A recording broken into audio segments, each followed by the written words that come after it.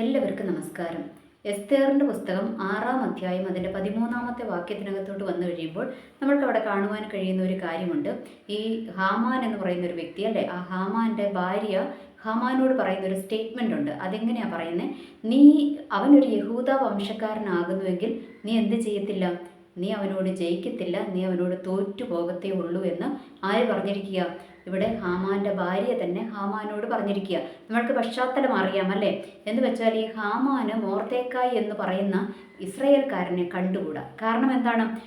നമ്മൾക്കറിയാം ഇവരെങ്ങോട്ട് പോയിരിക്കുകയാണ്. ഇവർ ബാബിലോൺ പ്രവാസത്തിൻ്റെ കീഴിലാണ് ഉള്ളത്. ആര്? ഇസ്രായേൽ മക്കൾ. അപ്പോൾ ആ കൂട്ടത്തിൽപ്പെട്ട ആളാണ് ആര്? നമ്മുടെ മോർദേഖായും എസ്തേറും ഒക്കെ. ഓക്കെ, അപ്പോൾ ഈ മോർദേഖായിനെ എന്ത് ചെയ്യാൻ ഈ ഹാമാന് മോർദേഖായോടുള്ള ദേഷ്യത്തിൻ്റെ മെയിൻ കാരണം എന്താണ്?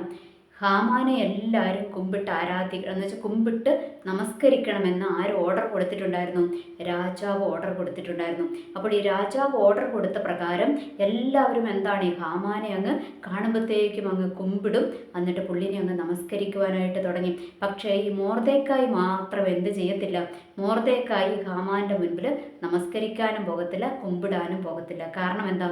കാരണം ഒന്നേ ഉള്ളൂ. കാരണം മോർദേഖായിക്ക് അറിയാം താൻ ആരാണെന്നും താൻ സേവിച്ചു നിൽക്കുന്ന ദൈവം ആരാണെന്നും ആർക്കറിയാം?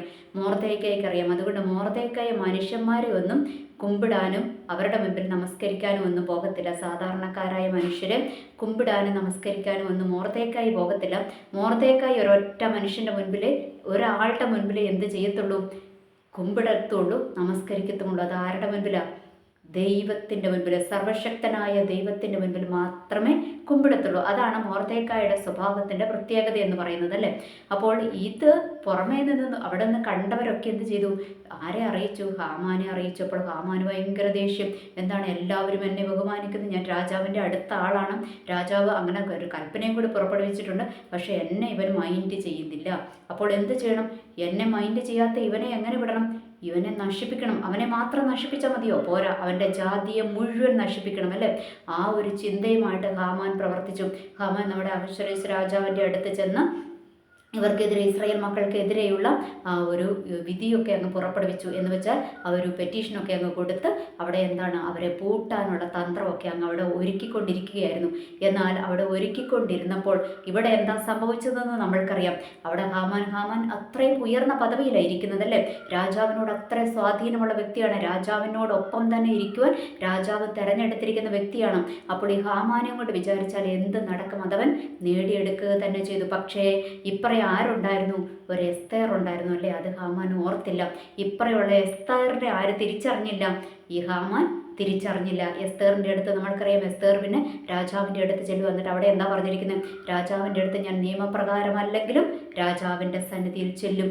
എന്ന് വെച്ചാൽ നമ്മൾക്കറിയാം, രാജാവിൻ്റെ സന്നിധിയിൽ ചെല്ലുന്നതിനൊക്കെ ഒരു നിയമവും ഒരു കാലവും ഒക്കെ ഉണ്ട്. എന്നാൽ പുള്ളിക്കാരത്തി എന്താ ചെയ്തത്? ഞാൻ നിയമപ്രകാരമല്ലെങ്കിലും രാജാവിൻ്റെ സന്നിധിയിൽ ചെല്ലും. അങ്ങനെ നിയമപ്രകാരമല്ലാത്ത രാജാവിൻ്റെ സന്നിധിയിൽ ചെല്ലുവാൻ എസ്തേർ എന്ത് തീരുമാനമാണ് എടുത്തത്? എസ്തേറും കൂടെയുള്ളവരും ആ ഇസ്രായേൽ മക്കളും ഒക്കെ കൂടി എന്ത് ചെയ്തു? 3 ദിവസം അങ്ങ് ഉപവസിച്ചു. എന്തിനാ? രാജാവിൻ്റെ സന്നിധിയിൽ ചെല്ലുവാനുള്ള ആ ഒരു ധൈര്യം, ആ ഒരു എന്താ പറയുക, അതിനുള്ളൊരു സാഹചര്യം ആരൊരുക്കണം? ദൈവം ഒരുക്കണം. മറ്റൊരു വാക്കിൽ പറഞ്ഞാൽ, ഒരു ആത്മീയാർത്ഥത്തിൽ പറഞ്ഞു കഴിഞ്ഞാൽ അതിൻ്റെ അർത്ഥം എന്താണ്? ദൈവത്തിൻ്റെ സന്നിധിയിലോട്ട് നമ്മൾക്ക് ചെല്ലുവാനുള്ള യോഗ്യതയില്ല. കാരണം നമ്മൾ അത്രയും കുറവുകളുള്ള മനുഷ്യരല്ലേ. പക്ഷേ നമ്മളുടെ ദൈവത്തിൻ്റെ മുൻപിലുള്ള നമ്മളുടെ താഴ്മയും, നമ്മളുടെ ആ ഒരു ദൈവത്തിനോട് നമ്മൾ ഏറ്റുപറയുന്ന അല്ലേ, നമ്മളുടെ പാപങ്ങളും ഒക്കെ ഏറ്റുപറഞ്ഞ് ദൈവത്തിൻ്റെ മുൻപിൽ ഒരു താഴ്മ ധരിക്കുന്നതാണ് ഉപവാസം എന്ന് പറയുന്നത് അല്ലേ. അപ്പോൾ അതൊരു താഴ്മ ധരിച്ച് നമ്മൾ എന്ത് ചെയ്യും? കൃപാസനത്തോട് അടുത്ത് ചെല്ലുവാൻ അല്ലേ, യേശുക്രിസ്തുവിൻ്റെ രക്തത്താൽ കൃപാസനത്തോട് അടുത്ത് ചെല്ലുവാൻ നമ്മൾക്ക് ദൈവം അധികാരം തന്നിരിക്കുകയാണ്. അപ്പോൾ പഴയ നിയമത്തിൽ അങ്ങനെയായിരുന്നു. അവർ ഉപവസിച്ച് ദൈവത്തിൻ്റെ അടുത്തോട്ട് ചെല്ലുന്നത് പോലെ എസ്തേർ എങ്ങോട്ട് ചെന്നിരിക്കുകയാണ്? അവിടെ രാജാവിൻ്റെ സന്നിധിയിൽ ചെന്നിരിക്കുകയാണല്ലേ. എന്നാൽ രാജാവിൻ്റെ ചെങ്കോൽ എന്താ ചെയ്ത്?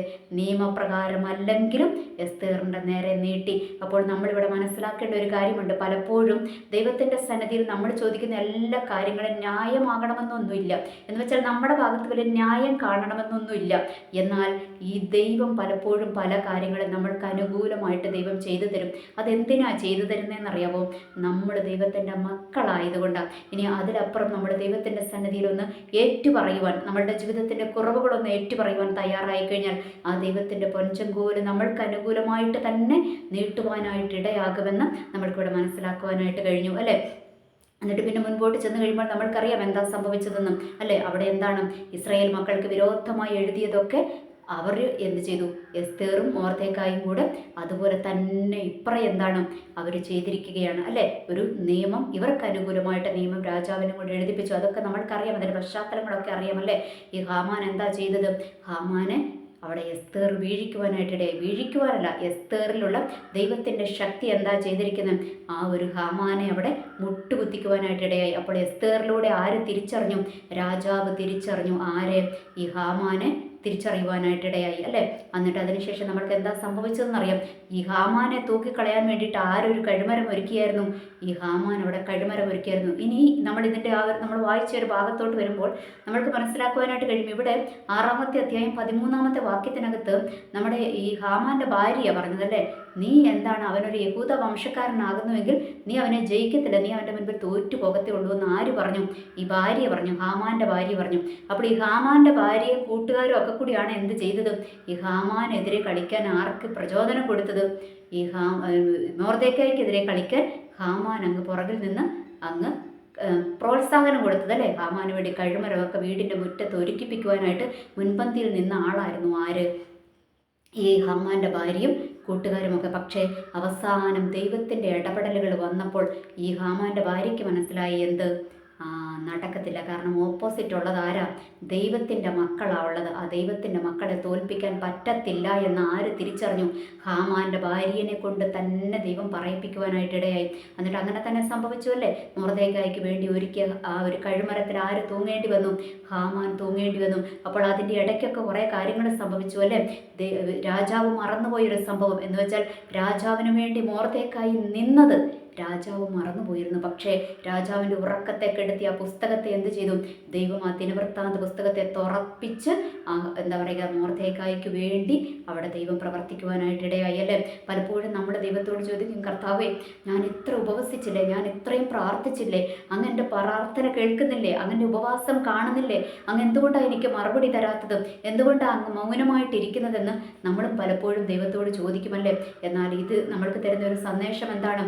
ദൈവമൊന്നും മറക്കുന്ന ദൈവമല്ല. അതാത് സമയങ്ങളിൽ ദൈവം അത് തുറക്കുവാനായിട്ടിടയാകും. ഇവിടെ ഓർക്കണം, ഇത് നേരത്തെ തുറന്ന് മൊർദെഖായിക്ക് ഇപ്പം നേരത്തെ, അതായത് മൊർദെഖായി ഈ വിവരം അറിയിച്ചപ്പോൾ തന്നെ രാജാവ് പ്രതിഫലം കൊടുത്തിരുന്നെങ്കിൽ ഇത്ര ശ്രേഷ്ഠമായ പ്രതിഫലം കിട്ടത്തുണ്ടായിരുന്നില്ല. കാരണം എന്താണ്? കാരണം ഹാമാൻ എന്ത് ചെയ്യും? ഇത് ഹാമാന് വേണ്ടിയിട്ടല്ല, മൊർദെഖായിക്ക് വേണ്ടിയിട്ടാണെന്ന് വിചാരിച്ച് അവൻ എന്താണ് സ്ഥാനമാനങ്ങളൊക്കെ ഒരു സമ്മാനങ്ങളൊക്കെ കുറച്ചേ പറയത്തുള്ളൂ. എന്നാൽ ഇവിടെ ഈ മൊർദെഖായിക്ക് വിരോധമായി കഴിമരം ഒരുക്കിയ ഹാമാൻ അറിയാതെ അവനെയും കൊണ്ട് തന്നെ എന്താ ചെയ്തിരിക്കുന്നത്? ഈ മൊർദെഖായിക്ക് വേണ്ടുന്ന പദവികൾ ഒരുക്കിപ്പിക്കുവാനായിട്ടിടയായി. അവൻ അറിഞ്ഞില്ല അല്ലേ. അവനാന്ന് വിചാരിച്ച്, അവനെ നന്മയ്ക്കാന്ന് വിചാരിച്ച് അവൻ ചെയ്തതാണ്. പക്ഷെ അത് അവന് ദോഷമായിട്ട് അവനെയും കൊണ്ട് തന്നെ ദൈവം ഒരുക്കിപ്പിക്കുവാനായിട്ടിടയായി. ഇവിടെ നമ്മൾക്ക് തരുന്ന ഒരു പാഠം എന്താണെന്നറിയാമോ? നമ്മൾക്ക് വിരോധമായിട്ട് ശത്രു പല തന്ത്രങ്ങളും കെണികളും കുരുക്കുകളും ഒക്കെ നമ്മൾക്ക് വിരോധമായിട്ട് ഒരുക്കും. എന്നാൽ ആ ഒരുക്കിയവനെയും കൊണ്ട് തന്നെ നമ്മൾക്ക് വേണ്ടിയിട്ട് നന്മയുടെ വഴികളും ദൈവം തുറപ്പിക്കും. എന്ന് വെച്ചാൽ ഇവൻ ഒരുക്കിയിരിക്കുന്ന ആ കുരുക്കിലൂടെ ദൈവം അത് നന്മയായിട്ട് നമ്മൾക്ക് മാറ്റുവാനായിട്ട് ഇടയാകുമെന്നുള്ളൊരു യാഥാർത്ഥ്യം കൂടെ നമ്മൾ തിരിച്ചറിയുക. അപ്പോൾ ഇതിൻ്റെ എല്ലാം പിന്നിലത്തെ യാഥാർത്ഥ്യം എന്താണ്? അവർ ദൈവത്തിൻ്റെ മക്കളാണ്, ദൈവത്തിൻ്റെ തിരഞ്ഞെടുക്കപ്പെട്ട മക്കളാണ്, ദൈവത്തെ ആരാധിക്കുന്ന മക്കളാണ്. എന്ന് വെച്ചാൽ എന്തു വന്നാലും ആ ദൈവത്തെ തന്നെ മുറുകെ പിടിച്ചിരിക്കുക. ഇവിടെ വേണമെങ്കിൽ മൊർദെഖായിക്ക് വേണമെങ്കിൽ ഇത്ര വിഷയങ്ങളിലൂടെ കടന്നു പോകേണ്ട കാര്യമില്ല.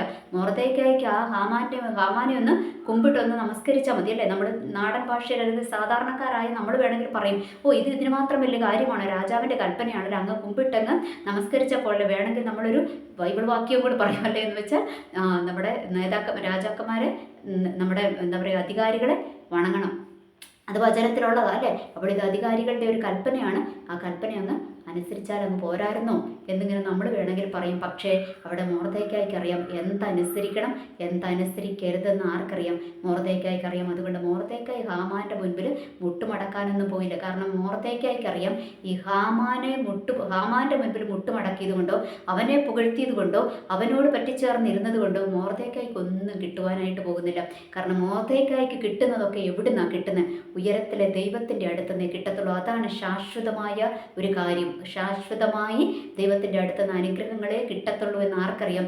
മോർദെഖായിക്കറിയാം. കുറച്ച് നേരത്തെ ചിലപ്പോൾ ഈ ഹാമാനെ ഒന്ന് കുമ്പിട്ട് പോയി കഴിഞ്ഞാൽ ഇവനെ ഡെയിലി കാണണം അവിടെ അല്ലേ. അപ്പോൾ എന്നും ഇവൻ്റെ മുൻപിൽ ഇങ്ങനെ എന്ത് ചെയ്യും? ഇങ്ങനെ താണു വീട് കിടക്കേണ്ട ഒരു സിറ്റുവേഷൻ വരും. പലരുടെയും ജീവിതത്തിൽ അങ്ങനെയാണ്. ദൈവത്തിന് സ്ഥാനം കൊടുക്കുന്നതിന് പകരം നമ്മൾ വ്യക്തികളെ നോക്കുമല്ലേ, പദവിയും പ്രതാപവും ഒക്കെയുള്ള വ്യക്തികളെ, അല്ലെങ്കിൽ രാഷ്ട്രീയ സ്വാധീനമുള്ള വ്യക്തികളുടെയൊക്കെ പുറകെ നമ്മൾ പോകും. എന്തിനാ? അവരെ സന്തോഷിപ്പിക്കാൻ, എന്നിട്ട് എന്തെങ്കിലും കാര്യങ്ങൾ നേടിയെടുക്കുവാൻ വേണ്ടിയിട്ട് നമ്മളിങ്ങനെ അവരുടെ പുറകെ പോകും, അല്ലെങ്കിൽ അവരെ രണ്ട് പൊക്കിയടിക്കും. എന്തിനേറെ പറയുന്നു, നമ്മുടെ ആത്മീയ ഗോളത്തിനകത്തോട്ട് വന്നു കഴിഞ്ഞാൽ ഇത് തന്നെയാണ്. നമ്മുടെ പാസ്റ്ററിനെ അങ്ങ് സ്തുതിക്കും, അച്ഛനെ അങ്ങ് സ്തുതിക്കും, അല്ലെങ്കിൽ മെത്രാനെ സ്തുതിക്കും. ഇങ്ങനെ തലപ്പത്തിരിക്കുന്നവരെയൊക്കെ നമ്മളങ്ങ് അവരുടെ പുറകെ അങ്ങ് നടക്കും. എന്ന് വെച്ചാൽ ദൈവത്തിന് കൊടുക്കുന്നതിനെ കഴിഞ്ഞ സ്ഥാനം നമ്മൾ എന്ത് ചെയ്യും? ഇവരെ സന്തോഷിപ്പിക്കാനും ഇവരെ പുകഴ്ത്താനും വേണ്ടിയിട്ട് നമ്മൾ പുറകെ നടക്കും. അതിൻ്റെ ഫലം എന്താ? ഫലം ഇത്രയേ ഉള്ളൂ. ജീവിതകാലം മുഴുവൻ ഇങ്ങനെ അവരുടെ അടിമയായിട്ട് അവരെ ഇങ്ങനെ കുമ്പിട്ട് നിൽക്കേണ്ടി വരും. ഒന്ന് കുറഞ്ഞു പോയാൽ, ഇന്നലെ കൊടുത്ത ബഹുമാനത്തിൽ ഒന്ന് ഇന്ന് കുറഞ്ഞു പോയാൽ പിന്നെ നീ ഔട്ടാ. എന്നാൽ നമ്മളുടെ ദൈവം അങ്ങനെയല്ല കേട്ടോ. ദൈവം അങ്ങനെയല്ല. അവിടുന്ന് നമ്മളുടെ ഉടയവനാണ്. അതുകൊണ്ട് എന്താണ്? ദൈവം നമ്മളെ തള്ളിക്കളയത്തില്ല. അതുകൊണ്ട് നമ്മൾ മുട്ടുമടക്കേണ്ടത് ആരുടെ മുൻപിലാണ്? നമ്മൾ ദൈവത്തിൻ്റെ മുൻപിൽ മാത്രം മുട്ടുമടക്കിയാൽ മതി. ആ ദൈവത്തിൻ്റെ മുഖത്തോട്ട് നോക്കിയാൽ മതി. വേറെ ആരെ സന്തോഷിപ്പിക്കുവാനായിട്ട് പോകണ്ട, വേറെ ആരുടെ അടുത്തോട്ട് പോകണ്ട. നമ്മൾക്ക് വിരോധമായിട്ട് കുരുക്കുകളും ശത്രുവായവൻ ഒരുക്കുമ്പോൾ അവനെയും കൊണ്ട് തന്നെ എന്താണ് ആ കുരുക്ക് നമ്മൾക്ക് അനുകൂലമാക്കി തീർക്കുന്ന ഒരു ദൈവത്തിൻ്റെ പ്രവൃത്തി ഉണ്ട് കേട്ടോ. നമ്മൾ വിചാരിക്കുന്നത് പോലെ ഒന്നുമല്ല ദൈവത്തിൻ്റെ പ്രവൃത്തി. നമ്മൾ വിചാരിക്കും എല്ലാം ചുറ്റും അടഞ്ഞിരിക്കുക, എല്ലാ വഴികളും അടഞ്ഞിരിക്കുക, നമ്മളിപ്പോൾ വീണു പോകുമെന്ന് വിചാരിക്കും. എന്നാൽ അങ്ങനെയൊന്നുമല്ല. നമ്മൾ വീണു പോകുമെന്ന് വിചാരിക്കുന്നിടത്തും അല്ലേ, കഴുകൻ്റെ കഥ പറഞ്ഞതുപോലെ അല്ലേ, എന്താണ് കുഞ്ഞ് വീണു പോകാനായിട്ട് തുടങ്ങുമ്പോൾ എന്ത് ചെയ്യും? കഴുകൻ ഇങ്ങനെ താഴെ വന്ന് പറന്ന് ആ കുഞ്ഞിനെ ചിറകന്മേൽ വഹിച്ചു കൊണ്ടുപോകും. അത് എന്ന് പറയുന്നത് പോലെ നമ്മളുടെ ദൈവവും അങ്ങനെയാണ്. വീണ് നിലംപരിച്ചാകുമെന്നും ചുറ്റുമുള്ളവരും എല്ലാവരും പറഞ്ഞിങ്ങനെ നോക്കിയിരിക്കുമ്പോൾ ചിലപ്പോൾ നമ്മൾക്ക് പോലും തോന്നും നമ്മൾ വീണു പോകുമെന്ന് തോന്നും. ആ ഒരു സിറ്റുവേഷനിൽ നമ്മൾ ഇരിക്കുമ്പോഴായിരിക്കും നമ്മളുടെ ദൈവത്തിൻ്റെ മഹാപ്രവൃത്തി വെളിപ്പെടുന്നത്. അപ്പോൾ ഇവിടെ എന്താണ്? ഇവിടെ ഈ ശത്രുവിനെയും കൊണ്ട് തന്നെ ദൈവം എന്താ ചെയ്തിരിക്കുന്നത്? വലിയ നന്മ മോർദെഖായിക്ക് വേണ്ടി ഒരുക്കിപ്പിച്ചു. അതുമാത്രമാണോ? അവർക്ക് വിരോധമായി എഴുതിയതിനെ എല്ലാം ദൈവം എന്താ ചെയ്തിരിക്കുന്നത്? അത് മായ്ച്ചു കളയുകയല്ല ചെയ്തത്, അതിനെ പോലെ തന്നെ മറുഭാഗത്ത് ദൈവം എഴുതിപ്പിച്ചു അല്ലേ. ദൈവം മോർദെഖായിനും എസ്തേറിനെയും കൊണ്ട് ഇസ്രായേൽ മക്കൾക്ക് അനുകൂലമാക്കി എഴുതിപ്പിച്ചു. അതേ രാജാവിനെയും കൊണ്ട് എഴുതിപ്പിക്കുവാനായിട്ടിടയായി. എന്നിട്ട് എന്താ സംഭവിച്ചത് ഇത്രയേ ഉള്ളൂ. ദൈവം ആരുടെ കൂടത്തിൽ നിന്നും? ദൈവം ദൈവത്തിൻ്റെ മക്കളുടെ കൂടത്തിൽ നിന്നും. അപ്പുറത്തെ ഭാഗം ജയിച്ചോ? ജയിച്ചില്ല. അവസാനം എന്താണ്? ഇവരോട് ചേർന്ന് വിരോധമായിട്ട് നിന്നവർ ഇവരോട് ചേർന്ന് വരേണ്ട വിധത്തിൽ ദൈവത്തിൻ്റെ പ്രവൃത്തി വെളിപ്പെടുവാനായിട്ടിടയായി. ഇതിനെല്ലാം കാരണം എന്താണ്? ഒരൊറ്റ കാരണമേ ഉള്ളൂ. അവൻ യഹൂദ വംശക്കാരനാകുന്നു. എന്ന് വെച്ചാൽ നമ്മുടെ ഇപ്പോഴത്തെ സിറ്റുവേഷനിൽ പറയുകയാണെങ്കിൽ നമ്മൾ ദൈവത്തെ ആരാധിക്കുന്ന മക്കളാണ്, നമ്മൾ ദൈവത്തിൻ്റെ മക്കളാണ്. അതുകൊണ്ട് തൻ്റെ കണ്ണിലെ കൃഷ്ണമണിയെ തൊടുന്നവരെ നമ്മൾ ആരാണ്? ദൈവത്തിൻ്റെ കണ്ണിലെ കൃഷ്ണമണിയാണ്. അപ്പോൾ ഈ കൃഷ്ണമണിയെ തൊടുന്നവരെ ദൈവം തൊടും. അതുകൊണ്ട് ഓർക്കുക, നമ്മൾ ഏത് പ്രതിസന്ധി ഘട്ടത്തിലൂടെയും ഏത് വിഷയങ്ങളിലൂടെയാണ് നമ്മൾ കടന്നു പോകുന്നെങ്കിലും നമ്മൾക്ക് വിരോധമായിട്ടുള്ള എത്ര രേഖകൾ എഴുതിക്കോട്ടെ, നമ്മൾക്ക് വിരോധമായിട്ട് എന്തൊക്കെ ചെയ്തോട്ടെ, ശത്രു അവനെ കൊണ്ട് പറ്റുന്നത് മുഴുവൻ ചെയ്തോട്ടെ, അവൻ്റെ അധികാരങ്ങളും എല്ലാം നമ്മൾക്കെതിരെ പ്രയോഗിച്ചോട്ടെ, എന്നാൽ നമ്മളെ താങ്ങുന്ന ഒരു ദൈവമുണ്ട്. ശത്രുവിനെ നമ്മളെ വിട്ടുകൊടുക്കാത്ത ഒരു ദൈവമുണ്ട്. ആ നമ്മൾക്ക് വിരോധമായി ഒരുക്കിയിരിക്കുന്ന രേഖകൾ നമ്മൾക്ക് അനുകൂലമാക്കുന്ന ഒരു ദൈവത്തിൻ്റെ പ്രവൃത്തി ഉണ്ട് എന്നും തിരിച്ചറിഞ്ഞ ഏത് പ്രതിസന്ധി ഘട്ടത്തിലും ദൈവത്തെ മുറുകെ പിടിക്കുവാൻ തയ്യാറായി കഴിഞ്ഞാൽ നമ്മൾക്ക് വേണ്ടി ഇറങ്ങി വന്ന് പ്രവർത്തിക്കുന്ന ഒരു ദൈവമുണ്ട്. ആ പൊൻചെങ്കോല് അത് നമ്മളുടെ നേരെ നീട്ടുക തന്നെ ചെയ്യും. നിയമപ്രകാരമല്ലെങ്കിലും എസ്തേർ രാജാവിൻ്റെ സന്നിധിയിൽ ചെന്നു. ആ ചെങ്കോൽ ആരുടെ നേരെ നീട്ടി? എസ്തേറിൻ്റെ നേരെ നീട്ടുവാനിടയായി അല്ലേ. എന്ന് പറയുന്നത് പോലെ നമ്മളുടെ യോഗ്യതയോ നമ്മളുടെ കഴിവോ നമ്മളുടെ മിടുക്കോ ഒന്നുമല്ല, ഒരൊറ്റ കാരണമുള്ളൂ. നമ്മൾ ദൈവത്തിൻ്റെ മക്കളാണ്, ദൈവത്തെ വിളിക്കുന്ന മക്കളാണ്. ഒരൊറ്റ കാരണത്താൽ ദൈവത്തിൻ്റെ ചെങ്കോല് നമ്മൾക്ക് അനുകൂലമായിട്ട് നീട്ടുവാൻ ദൈവം ഇടയായിത്തീരും. എനിവേ, എല്ലാവർക്കും നല്ലൊരു ദിവസം ആശംസിക്കുന്നു. നന്ദി, നമസ്കാരം.